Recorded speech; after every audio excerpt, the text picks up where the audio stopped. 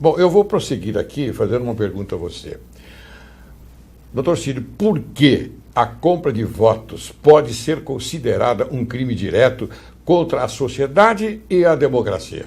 Eu acho muito pertinente essa pergunta, porque eu entendo que o Brasil ainda não aprendeu a conviver com a democracia.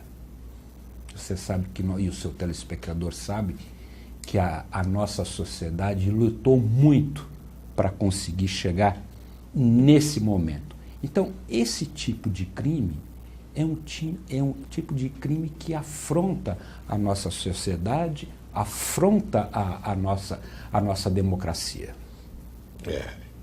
Isso é importante, você fazer essa declaração, porque é isso que nós pensamos. Às vezes nós não temos condições e momento oportuno para declarar. E Cid, aqui, este programa, ele visa exatamente isto. É nós mostrarmos ao telespectador, mostrarmos ao povo, enfim, à sociedade em geral, não é, estas fraquezas de certos momentos, não é, da nossa legislação, enfim, daqueles que vivem publicamente e se aproveitam de situações como essas que nós estamos revelando hoje. Até porque, passadas as eleições, de quem é que o cidadão vai cobrar? Daquele que cometeu um crime para se eleger, ele vai cobrar como? Como é que vai ser esse político no nosso Congresso? Como é que vai ser esse político que comprou o voto? Como é que ele vai legislar sobre uma questão tão importante como a questão eleitoral do nosso país? É verdade, é verdade. E me diga uma coisa, aproveitando esse gancho, como é que ele vai legislar? Eu não vou dizer nomes aqui, porque eu acho que não devo. Mas aqueles que se aproveitam da sua vida profissional e eles levam para um momento eleitoral, uma propaganda eleitoral, certas frases ou certos comportamentos que procuram atingir aquele público, o público mais humilde, o público que não tem um discernimento total da importância de uma eleição.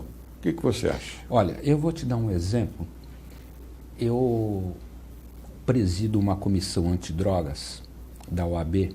Sim, nós vamos falar dela também. Aonde nós... E aproveitamos já. Nós procuramos fazer um trabalho voluntário para as famílias carentes dos dependentes químicos.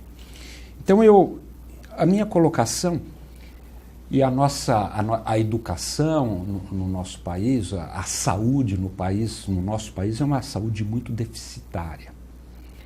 Como é que um candidato que num programa eleitoral faz uma campanha onde ele procura traduzir, chamar o eleitor para votar colocando mulheres dançando? O que um candidato desse pode fazer para ajudar na educação, na saúde, para ajudar essas famílias desesperadas? Como é que esse candidato, ou como é que aqueles que votaram num candidato onde põe mulheres dançando para chamar a atenção, como é que esses eleitores vão poder cobrar? Qual é a legitimidade que eles têm para depois questionar aquele que votou com aquelas mulheres dançando um sistema eficaz da saúde? É verdade. Você fez uma pergunta, obviamente a sociedade deve respondê-la, mas nós vamos já procurar enquadrar dentro daquele artigo que você leu, da lei. Quando você fala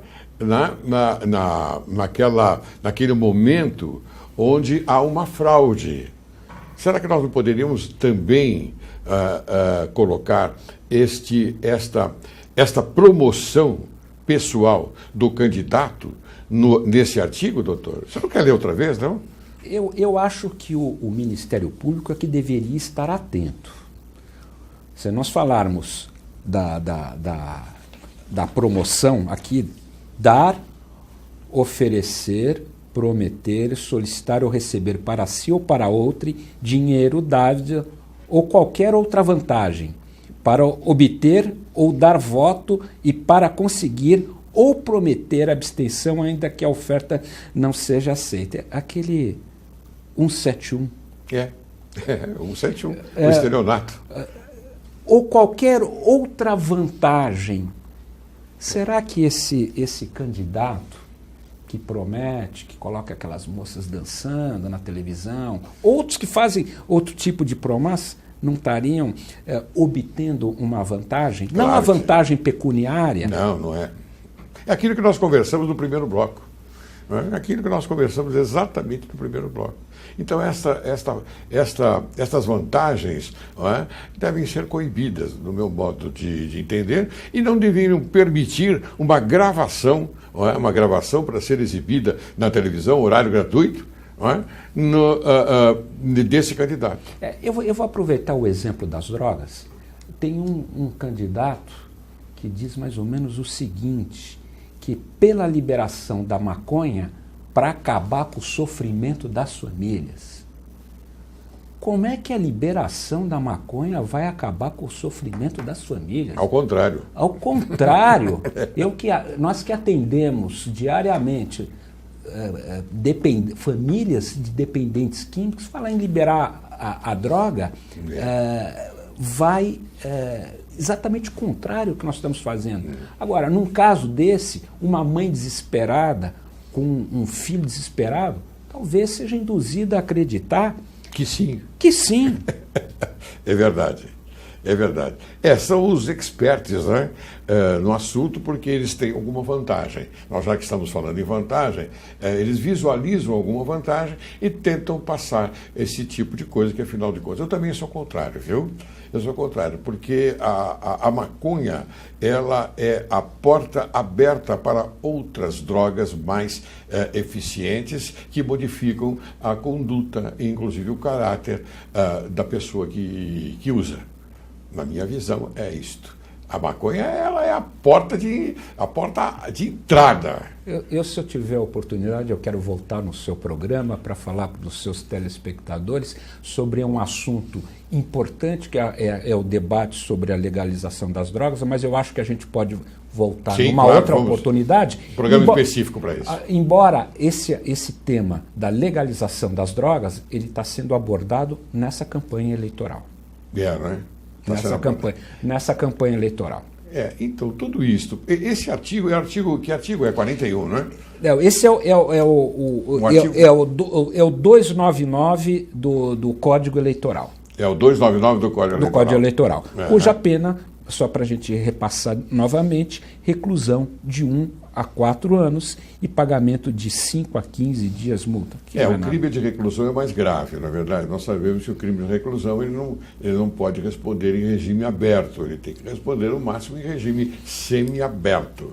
Não é? Embora o regime reclusão ele se adapta mais para o regime fechado. Início do regime fechado e depois, então, com a progressão, ele vem conquistando a liberdade. Mas, embora seja de 1 a 4 anos, a legislação ainda é branda. É branda.